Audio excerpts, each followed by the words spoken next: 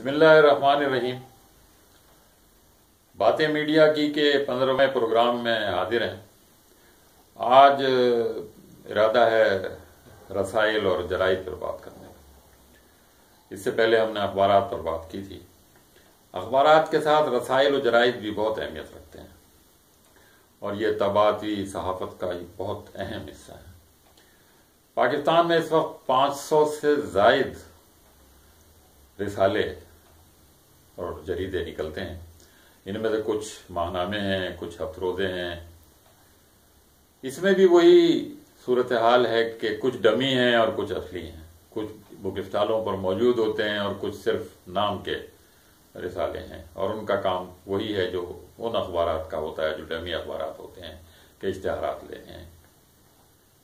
بہرحال اگر ہم ان کی بڑی بڑی اقسام کریں ان رسالوں کی، تو ان میں سے کچھ سیاسی جریدے ہیں جو عام طور پہ ہفت روزے ہیں، علمی اور ادبی رسالے ہیں جو بہت سارے ادارے، جامعات، مدارس، یونیورسٹیاں یہ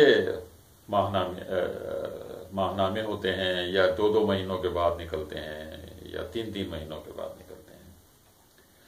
کچھ مذہبی رسالے ہیں، وہ بھی زیادہ تر ماہنامے ہیں۔ کھیلوں کے اور خواتین کے اور بچوں کے بھی الگ الگ رسالے ہیں۔ اب تو کوکنگ کے بھی الگ رسالے اور جریدے جو زیادہ تر ماہنامے ہیں وہ نکلتے ہیں۔ ایک زمانہ تھا کہ ہمارے پڑھے لکھے گھروں میں خواتین کے رسالے دہلی اور لاہور سے شائع ہوا کرتے تھے اور وہ پورے ہندوستان میں جایا کرتے تھے۔ اب ایسی بات نہیں ہے۔ اب پڑھنے کا رجحان جب کم ہوا ہے تو خواتین کے رسالے بھی کم ہو گئے ہیں۔ بچوں کے رسالے بہت شوق سے ہمارے ہاں پڑھے جاتے رہے ہیں، اور ان بچوں کے رسالوں نے پوری کئی نسلوں کی تربیت کی ہے، اور یہ باقاعدگی سے پڑھے لکھے گھرانوں میں آیا کرتے تھے۔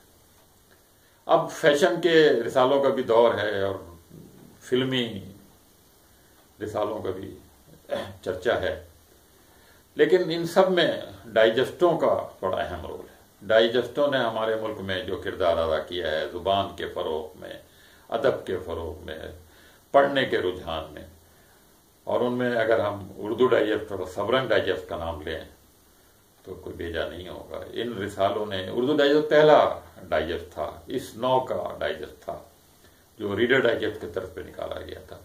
ان ڈائجسٹوں نے بھی لوگوں کو پڑھنے کی طرف راغب کرنے میں بہت اہم کردار ادا کیا ہے۔ انگریزی کے بھی 20-25 رسالے ہمارے ملک میں نکلتے ہیں جو ہماری ایلیٹ کلاس پڑھتی ہے، اور یہ عام طور پر بیوٹی پارلرز میں اور ڈاکٹروں کے یہاں جہاں لوگ ویٹ کرتے ہیں، جہاں اپنی باری کا انتظار کرتے ہیں، یہ رسالے وہاں عام طور پر آپ کو رکھے ہوئے ملیں گے۔ ان کے اصل پڑھنے والے جو گھروں پر خرید کے پڑھتے ہیں وہ بہت کم ہیں۔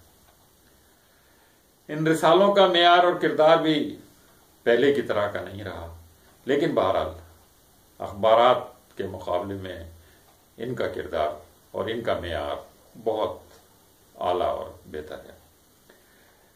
ان رسالوں میں ہر طرح، خاص طور پہ سیاسی رسالوں میں، آپ کو پورے ہفتے کی جو خبریں ہیں ان پہ تجزیے، ان پہ تبصرے اچھے تفصیل کے ساتھ آپ کو ملیں گے، اور آپ کی ذہن سازی میں وہ بہت اہم کردار ادا کرتے ہیں۔